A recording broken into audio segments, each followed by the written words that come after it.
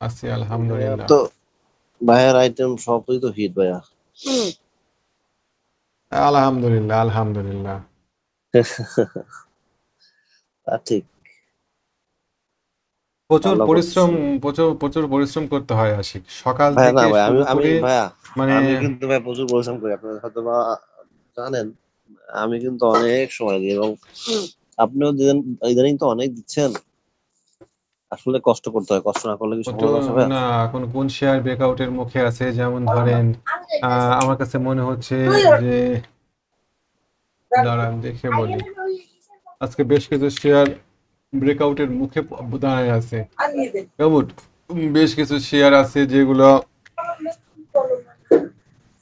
ভাইয়া বর্তমান সময় কিন্তু ভাই ওই যে ব্রেকআউট হওয়া শেয়ার কেনার থেকে ব্রেকআউটের মুখে শেয়ার কেনা লাভ বেশ। ব্রেকআউটের মুখে একটা শেয়ার আছে আশিক। ব্রেকআউট হওয়ার মধ্যে মুখে আছে কিছু শেয়ার, ব্রেকআউট হওয়ার মুখে কিছু শেয়ার আছে। ব্রেকআউট হওয়ার মুখে শেয়ার কেনার একটা ঝামেলা আছে, পরের দিনকে ও কারেকশনে আসে। আর আমি কিন্তু মজার জিনিস দেখছি বুঝছেন, সাধারণ পাবলিক যারা ব্যবসা করছে জি তারা স্মার্ট মানির, এখন তো মনে করেন স্মার্ট মানি হেভি খেলছে, স্মার্ট জি মানি তাদেরকে হেভি করে নিয়ে, জি ভাই খেলছে। যেমন ধরেন গোল্ডেন সান। জি গোল্ডেন সান আমাকে যারা ফলো করে তাদেরকে আমি বলেছিলাম যে গোল্ডেন সান যেন গত দিনকে এন্ট্রি না হয়। গোল্ডেন সান আমাদের আগেকার আইটেম, হ্যাঁ, কিন্তু জি গোল্ডেন জি সান কোনোভাবেই গতকালকে এন্ট্রি হবে না। কি জন্য এন্ট্রি হবে না, এর একটা ব্যাখ্যা আছে, বুঝছেন? এর একটা টেকনিক্যাল ব্যাখ্যা আছে। এই যে গোল্ডেন সানের একটা ব্রেকআউট পয়েন্ট ছিল, ব্রেকআউট পয়েন্টটা কোনটা, একটা এই 13 টাকা 30 পয়সা, 13 টাকা 40 পয়সা, এরকম জায়গাতে গোল্ডেন সানের একটা ব্রেকআউট পয়েন্ট ছিল। এখন জি এই জি পয়েন্টটা পার হওয়ার জন্য প্রচুর ভলিউম দরকার ছিল। স্মার্ট মানি করলো কি, কোনো একটা বড় পার্টিকে বললো যে এই গোল্ডেন সান খুব ভালো হবে, তোমরা এখন এই শেয়ারটা কেনো। তখন ওরা মনে করেন এই শেয়ারটা ওই বড় পার্টিকে দিয়ে কেনানো। আগামীকালকে এই শেয়ারটা, আজকে এই শেয়ারটা কারেকশনের মুখে পড়বে, এবং এরকম উদাহরণ আমি আপনাকে দিতে পারি কেটিএল দিয়ে। মানে শেয়ারটা ওরা পার করে রাখলো জায়গাটা কেটিএল দিয়ে, এই জায়গাতে ট্রায়াঙ্গেল পার করে কেটিএল কে দাঁড় করে রাখছে। তো জি গোল্ডেন সানের ক্ষেত্রেও তাই, শেয়ারটা সম্ভবত ওরা কিছুদিনের জন্য পজ করবে, ও আর নামবে, নেমে গোল্ডেন সান ভাই কত টাকা আসবে ভাই? ওই যে আপনি বলছেন 12 টাকা 80 পয়সা, 13 টাকা পাওয়া যাবে? 13 টাকা 50 পয়সা, 13 টাকা 60 পয়সা is a good price for রি এন্ট্রি। মানে বিগ পার্টি যারা এই শেয়ারটার পিছনে আছে, স্মার্ট মানি, তারা এই শেয়ারটাকে, শেয়ারটা বড় বড় বড় যারা টাকা নিয়ে থাকে, যাদের কাছে অনেক ক্যাশ, 50 কোটি 60 কোটি, আমি তো জি পোর্টফোলিও জি ম্যানেজ করেছি, আমি জানি জি 50 কোটি 60 কোটি এরকম টাকা যাদের কাছে আছে, তাদেরকে এই শেয়ারটা তাদেরকে দিয়ে কিনে আছে গতকালকে, বুঝতে পারছেন? জি কেনায় এই শেয়ারটাকে দেখেন, এই শেয়ারটা ব্রেকআউট হলো, কালকে তো হল্টেড হওয়ার কথা, হল্টেড হওয়া বহুত শেয়ার জি ছিল। জি কারণ হল্টেড হয়নি, কারণ বড় পার্টিকে দিয়ে স্মার্ট মানি কিনেছে আর ওরা শেয়ার সেল করেছে। আশা করছি আজকে এই শেয়ারটা কারেকশন যাবে, এই শেয়ারটা ডেফিনেটলি ভালো হবে, এই শেয়ারটা আপনি 25 টাকা 26 টাকা এক সময় হয়তো পাবেন, ভাই, তবে তাহলে তো ভাই 13 টাকা 50 পয়সা আশায় থাকলাম। আমি তো গোল্ডেন সান কিনতে পারিনি এইবার।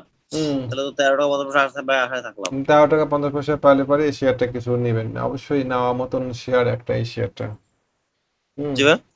এই শেয়ারটা নেওয়ার মতো শেয়ার একটা। জি ভাই, এটা আমি মিস করছি, অবশ্যই এখন নিতে হবে তো। এটা নেওয়ার মতন শেয়ার, এরকম বেশ কিছু শেয়ার আছে। বলেন আপনার কাছে কি কি শেয়ার আছে, একটু আলোচনা করি সেগুলো নিয়ে। আমি তো একটা শেয়ার আমি দিলাম। তো বাসা করলে পরের দিন হল্ট হয়ে যায়। গতকালকে বাসা করছিলাম ভাই, Capitec, BF, golden jubilee, crystal, Karnaphuli সবগুলাই হল প্রায়। ক্যাপিটেক। কিন্তু আজকে ভাই, হুম জি ভাই, ক্যাপিটেক তো গতকালকে ব্রেকআউট হলো। হুম। আবার মানে আবার রিটেস্ট করবে, তারপর আবার উঠবে। ক্যাপিটেক যদি শুধুমাত্র ক্যাপিটেক আইবিপি ইসলামী, এটা নিয়ে আমি কাজ করতে, জি একবার জি আমি জি একবার প্রফিট করেছিলাম এই জায়গায় এখন তো। ভাই আমি কয়েকটা শেয়ার ভালো লাগছে আমার কাছে গতকালকে ভাই, যেমন আপনার হচ্ছে ভাই unique hotel. Unique hotel, unique hotel, আচ্ছা আমি একটু টুকে রাখি, পরে আমি একটা ইউনিক হোটেল, আচ্ছা একটু দেখতে দেন ইউনিক হোটেলের কি অবস্থা। বেশ একটা ইউনিক হোটেলের আপাতত টার্গেট আমাদের ভালো, সেটা আমার কাছে খারাপ লাগেনি। আপাতত টার্গেট আমাদের এইখানে একটু সাজাইনি, এটা আমাদের ইউনিক হোটেলের টার্গেট আপাতত স্ট্রাকচারের এই জায়গাতে 48 টাকা, এখন চলে 44 টাকা, 4 টাকার একটা টার্গেট। তো আম, আমার পরামর্শ হচ্ছে শেয়ারটাকে ছেড়ে দেন এখন। ও জি জি ও ও যাক, ও গিয়ে ও গিয়ে ও এই জায়গা থেকে ঘুরে আসুক, 48 টাকা যাক। এখন 48 টাকা এখন জি কিনলে পারে 48 টাকা। ডেফিনেটলি এটা একটা ভালো শেয়ার ইউনিক হোটেল। 48 ম্যাচুরিটিতে ম্যাচুর পাওয়া নিয়ে একটা ঝামেলা হতে পারে। 48 টাকাতে গিয়ে একটা জি জি রিটেস্টে আসলে এই শেয়ারটা কিনতে হবে। এই শেয়ারটা নজরে রাখার মতন শেয়ার। আর কেউ যদি মনে করে আমি 4 টাকা খাবো, ডেফিনেটলি শেয়ারটা কেনা যায়, ভালো শেয়ার। তবে সামনে মাথার উপরে জি রিস্ক ভাইয়া, আছে। এরপরে হচ্ছে ভাইয়া টেকনোড্রাগ। টেকনো ড্রাগ, সেটা কথা শেষ করার পরে আপনি ফোন কেটেন না, আপনার সাথে কথা আছে অন্য কথা। জি ভাইয়া, জি ভাইয়া। টেকনো ড্রাগে তো আমার করে হিজিবিজি হয়ে আছে, দাঁড়ান একটু মুছি। টেকনো ড্রাগে আমাদের টার্গেট ছিল 40। আচ্ছা, techno drug, techno drug, techno drug, techno drug ভালোই। 40 টাকা পার না করলে আমি এন্ট্রি দিয়ে দেওয়ার পক্ষপাতী না। 40 টাকা পার করুক, তখন আমাদের টার্গেট হবে 47 টাকা, 48 টাকা। 40 টাকা পার করুক, অথবা এখানে একটা এখানে একটা ফ্ল্যাগ প্যাটার্ন তৈরি করুক, বুঝতে পারছেন? জি জি জি এই জি জি জি 48 49 টাকা পার করুক, তখন আমরা এটাতে দিব। আর যারা এক আপনি 48 টাকা, 48 টাকা চলে ভাইয়া। 48 টাকা, 39 টাকা, 39 টাকা পার করুক। 48 বলে আমাদের 48 তো টার্গেট। কেমন?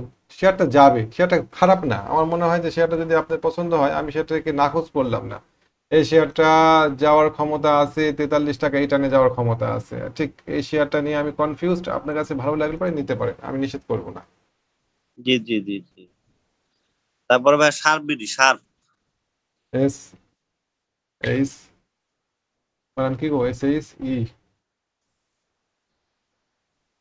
Sharp industries. আমি শার্প ইন্ডাস্ট্রি তো একটা সুন্দর ইয়েতে আছে, হায়ার হাই করে আগাচ্ছে। মোটামুটি ভাবে শেয়ারটা খারাপ না। আহ, ভালো, এই শেয়ারটাও ভালো।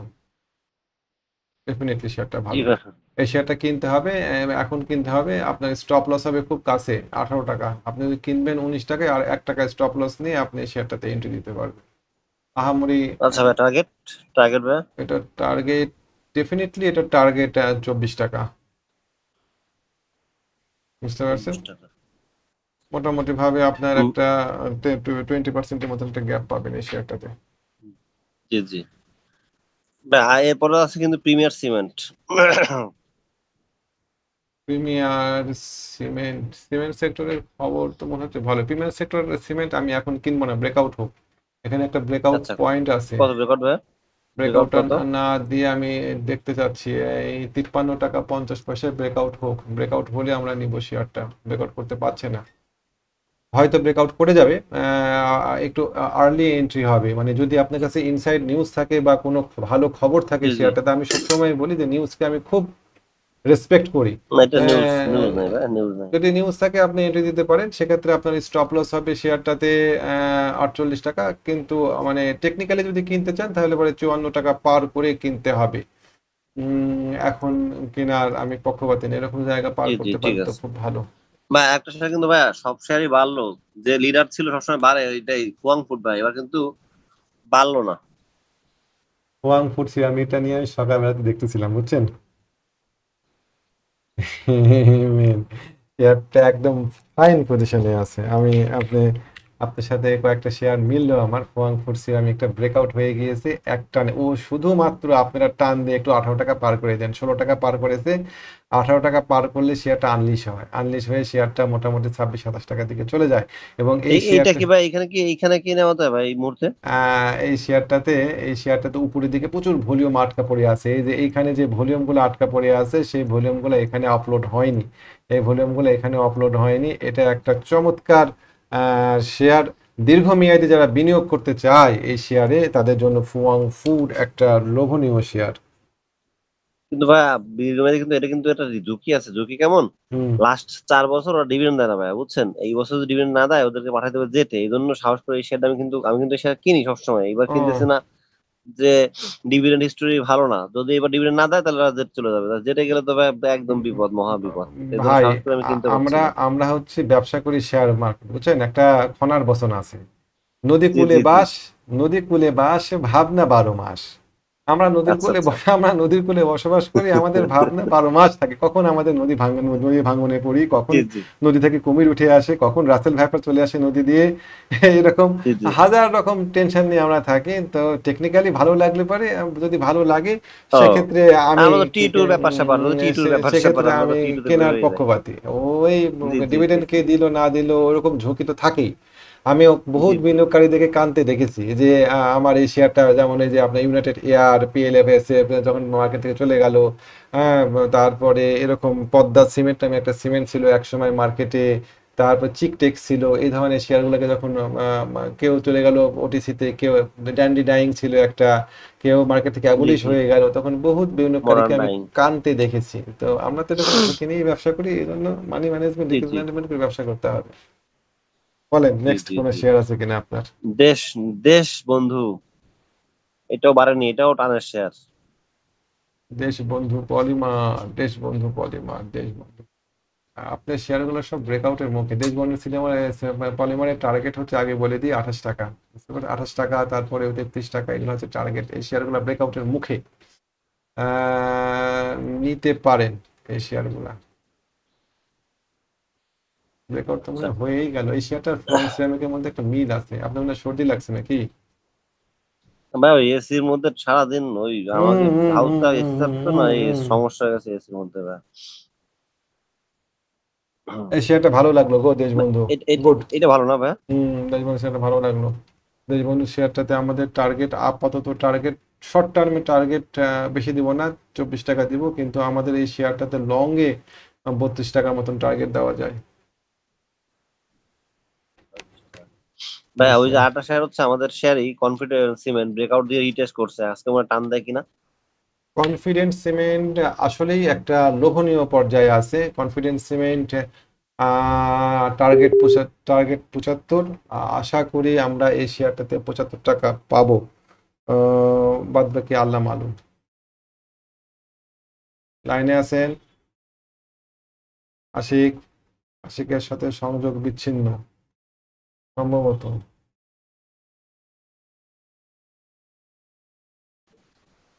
আশিক লাইনে আছেন? ভাই কন ভাই কনফিডেন্স সিমেন্ট কিন্তু ভাই ওই যে রিটেস্ট করছে, এখন এটা কি করতে পারে, কি হবে ভাই? কনফিডেন্স সিমেন্ট ডেফিনেটলি, আমি খুব মানে চমৎকার একটা শেয়ার এই শেয়ারটা। এই শেয়ারটা পড়ে গিয়ে আবার উঠে আসলো। আমি তা একটু বিরক্ত হচ্ছিলাম যে 62 টাকা নামলো কেন নিচে। এই শেয়ার, আপনি দেওয়া শেয়ারগুলোর মধ্যে এই শেয়ারটা একটা, কনফিডেন্স সিমেন্ট পছন্দ হলো। ভালো, গুড। এটা মনে হয় ভাই গতকালকে থেকে ঘুরলো, মানে আবার এবার মনে হয় 72 টাকা যাবে। 75 টাকা, 76 টাকার টার্গেট। হ্যাঁ, গুড।